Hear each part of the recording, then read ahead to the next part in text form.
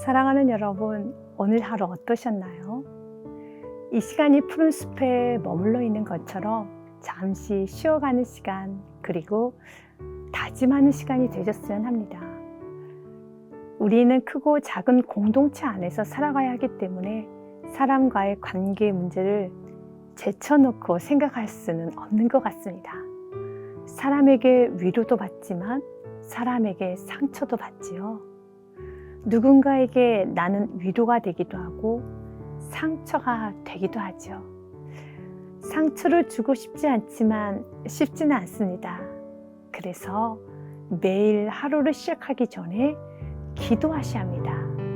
하나님, 오늘 만나는 모든 사람을 축복하여 주사 나로 인하여 아프지 않게 은혜 내려 주옵소서. 주님께서 내 입술에 행동에 파수꾼이 되어주사 믿음의 말, 영혼을 세우는 말만 하게 하여 주옵소서. 이렇게 은혜를 구하며 나아가야 합니다. 그리고 자신의 모난 부분을 다듬고 또 다듬어 가면서 예수 그리스도의 장성한 분량까지 이르러야 합니다. 에베소서 4장 13절 말씀입니다. 우리가 다 하나님의 아들을 믿는 것과 아는 일에 하나가 되어 온전한 사람을 이루어 그리스도의 장성한 분량이 충만한 데까지 이르리니, 온전한 사람이 되어 완전하신 그리스도의 모습이 나의 삶 속에서 충만하게 드러나야 합니다. 그래서 우리는 이 땅에서 예수님께서 어떻게 사셨는가를 말씀을 통하여 배우고 항상 질문을 해야 합니다. 예수님이시라면 어떻게 말씀하셨을까? 예수님이시라면 어떻게 행동을 하셨을까? 예수님이시라면 어떻게 결정을 하셨을까? 끊임없이 자신에게 질문을 하고 또 질문을 하시면서 그리스도의 모습이 삶 속에서 드러나야 하지요. 이렇게 예수님의 말과 행동, 결정을 잘 따라하기 위해서는 예배를 많이 들으시고 말씀도 많이 보시고 묵상의 시간도 많이 가지셔야 하며, 이 모든 거룩한 생활이 삶 속에서 그대로 향기가 되어 드러나도록 순종을 하셔야 합니다. 하나님이 내게 원하시는 삶을 삶 속에서 살아내셔야 합니다.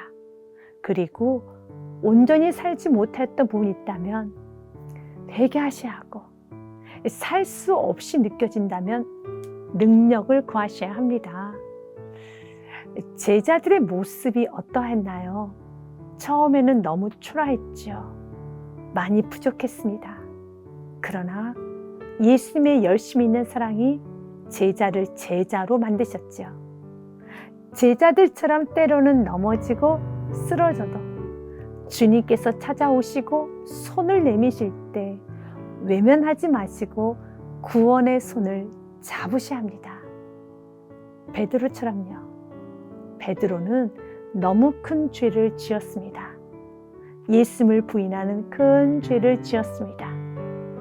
그러나 베드로는 다시 회복되어 예수님을 위해 순교하는 아주 근사한 인생으로 마무리가 되었죠. 그 이유는 예수님이 찾아오시고 손을 내미실 때 너무 죄송하지만 그 손을 잡았습니다. 그러면 되는 것입니다. 예배 시간마다 예수님은 말씀으로 찾아오셔서 여러분에게 손을 내미십니다. 시편 107편 20절 말씀에 보니 그가 그의 말씀을 보내어 그들을 고치시고 위험한 지경에서 건지시는도다. 아멘. 그렇습니다. 죄라는, 문제라는, 낙담, 슬픔, 불안, 우울이라는 위험한 상황에 있는 우리들을 고치시기 위하여 말씀을 보내주십니다. 그 말씀을 그대로 가슴으로 받고 일어서야 합니다. 말씀은 나에게 찾아오시는 하나님이심을 믿고 그 말씀에 아멘 하셔야 합니다. 말씀을 통하여 위로받고 힘도 얻고 책망도 받아서 돌이킬 것은 돌이키고 변화될 부분이 있다면 변화가 되어야 합니다.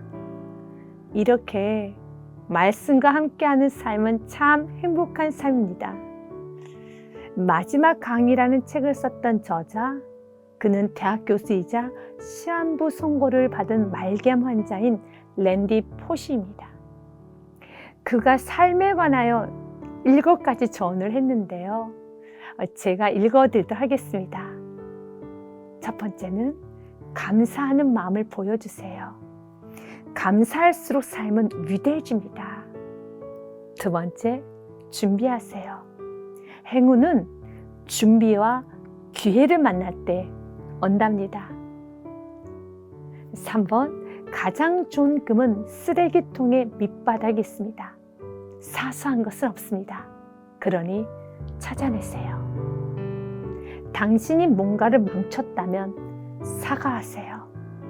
사과는 끝이 아니라 다시 시작할 수 있는 시작입니다. 편견을 갖지 마세요. 모두에게서 좋은 면을 발견하세요. 6번째네요. 가장 어려운 일은 듣는 일입니다. 사람들이 당신에게 전해주는 말을 소중히 여기세요. 거기에 해답이 있답니다. 7번째는 그리고 매일같이 내일을 두려워하며 살지 마세요. 오늘 바로 지금 이 순간을 즐기세요. 참 의미가 있습니다. 감사하는 마음, 준비하는 자세, 사과하는 진정성, 편견을 갖지 않는 마음, 그리고 듣고자 하는 마음, 두려워하지 않는 지금 이 순간을 즐길 수 있는 믿음. 너무 좋지요? 하나님은 죄인인 것을 알고 구원하셨으며 우리가 흔들리는 상한 갈대와 같은 모습이며 꺼져가는 심지와 같음도 잘 알고 계십니다. 그래서 우리에게 성령님을 보내주신 것입니다. 중요한 부분은 내 안에 계신 진리의 성령님의 말씀에 순종하는 것입니다. 오늘 하루가 가기 전에 성령님께서 하시는 말씀이 있다면 사무엘처럼 네, 주의 종이 듣겠나이다 하며 겸손하게 들으시고 순종의 자리로 나아가시기를 주님의 이름으로 축복드립니다. 기도하겠습니다. 사랑의 하나님, 참으로 부족하고 연약한 나입니다. 한없는 은혜를 받았음에도 여전히 삶 속에서 예수 그리스도의 모습이 드러나지 못하고 있었습니다. 나의 말과 행동, 결정이 너무나 미숙하고 온전하지를 못합니다. 도와주옵소서.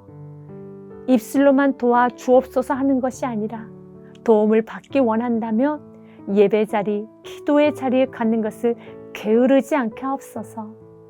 더 많이 말씀을 듣고 기도하고 순종을 하고자 하는 마음으로 충만하게 하옵소서. 넘어졌을 때, 위험한 지경에 있을 때마다 나를 아시고 말씀으로 찾아오시는 주님을 외면하지 않게 하옵소서. 겸손하게 말씀을 듣고 마음을 추스르고 아멘하며 다시 믿음의 길, 순종의 길로 가게 하옵소서. 주님 사랑합니다. 감사드리며 예수 그리스도 이름으로 기도합니다. 아멘.